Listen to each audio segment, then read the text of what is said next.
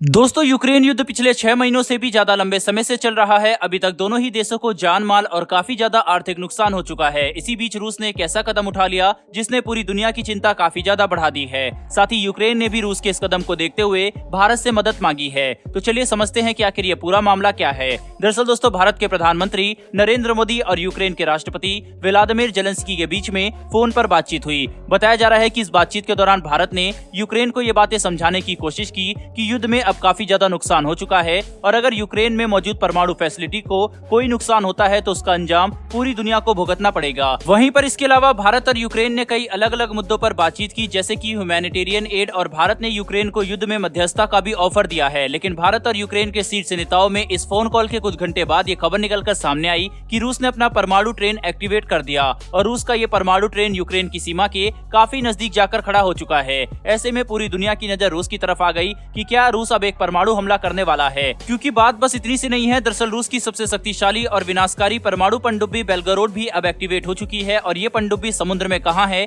इसके बारे में किसी को अंदाजा नहीं है, जिससे इस बात का पता लगाया जा सकता है कि रूस अब अपने न्यूक्लियर ट्राइड को एक्टिवेट कर चुका है, जिसका इस्तेमाल परमाणु हमले के लिए किया जाता है। दोस्तों, अब जाहिर सी बात है, अगर मीडिया में ये खबर कुछ घंटे बाद निकलकर सामने आई, इसका मतलब ऑन ग्राउंड ये सब कुछ घंटे पहले से ही चल रहा होगा। संभव है कि यूक्रेन और भारत के शीर्ष नेताओं के बीच में फोन कॉल के पहले ही ये खबर दोनों देशों को लग चुकी होगी कि रूस अपने परमाणु हमला करने के मैकेनिज्म को एक्टिवेट कर रहा है, जिसे लेकर यूक्रेन के राष्ट्रपति व्लादिमीर जेलेंस्की ने भारतीय प्रधानमंत्री को फोन लगाया। दोस्तों, रूस की इस न्यूक्लियर ट्रेन में कोई परमाणु मिसाइल या फिर परमाणु बम नहीं है, बल्कि इसके अंदर ऐसे सैनिक और उपकरण होते हैं जो कि परमाणु हमले वाले क्षेत्रों में भी युद्ध लड़ सकते हैं। इसका मतलब अगर किसी इलाके में परमाणु बम गिरा दिया जाए, उसके बावजूद भी न्यूक्लियर ट्रेन में मौजूद सैनिक उस इलाके में युद्ध लड़ने में सक्षम होते हैं, जिसे लेकर अब इस बात की संभावना काफी ज्यादा बढ़ चुकी है कि रूस यूक्रेन के ऊपर एक छोटा टैक्टिकल न्यूक्लियर बम गिरा सकता है। वहीं पर इसके अलावा रूस की सबसे शक्तिशाली परमाणु सबमरीन भी समुद्र के अंदर एक्टिवेट हो चुकी है, जिसे अगर मिलाकर देखा जाए तो रूस के द्वारा यूक्रेन पर एक परमाणु हमला करने की संभावना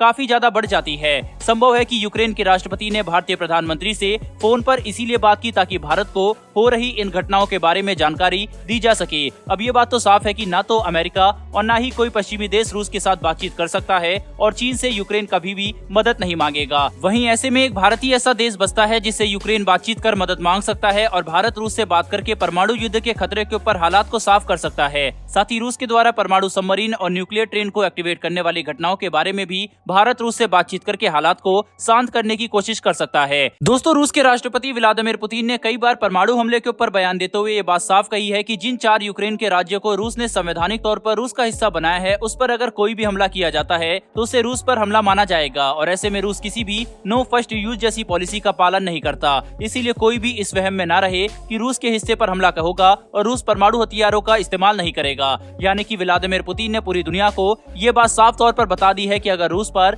हमला होता है तो रूस परमाणु हथियारों का इस्तेमाल करने से बिल्कुल भी पीछे नहीं हटेगा। वहीं पर ऐसे हाल में हो रही घटनाओं को अगर व्लादिमीर पुतिन के बयान से जोड़कर देखा जाए तो इस बात की संभावना सच में काफी ज्यादा है कि रूस एक परमाणु हमले की तैयारी कर रहा हो। वहीं दूसरी तरफ यूक्रेन ने रूस के साथ किसी भी तरह की शांति वार्ता करने से मना कर दिया था और रूस के कई बार शांति के लिए ऑफर देने के बावजूद भी यूक्रेन ने रूस के ऑफर को ठुकराया। लेकिन अब हालात परमाणु युद्ध तक जा पहुंचे हैं, तब यूक्रेन को अचानक से भारत की याद आ गई। भारत ने पहले भी यूक्रेन को सुझाव दिया था कि रूस के साथ शांति वार्ता करना जरूरी है। अगर शांति वार्ता नहीं की जाती तो हालात बिगड़ सकते हैं और अब बिल्कुल वैसा ही हो रहा है जैसा कि भारत ने चेतावनी दी थी। दोस्तों, ये वही यूक्रेन है जिसने यूएन में भारत को बोला था कि भारत रूस से वो तेल खरीद रहा है जिसमें यूक्रेन के लोगों का खून मिला हुआ है, यानी कि भारत को रूस से तेल लेने पर कटाक्ष किया गया था। आज वही यूक्रेन भारत से मदद की गुहार लगा रहा है। इससे पहले भी जेलेंस्की ने भारत को यूएन में परमानेंट सीट देने की वकालत की थी। अब ये देखना काफी ज्यादा दिलचस्प होगा कि मोदी इस युद्ध में हस्तक्षेप करते हैं या नहीं। बहरहाल दोस्तों, इस वीडियो में इतना ही। फिर मिलेंगे डिफेंस और वर्ल्ड अफेयर से जुड़ी ऐसी एक नई वीडियो के साथ। धन्यवाद। जय हिंद।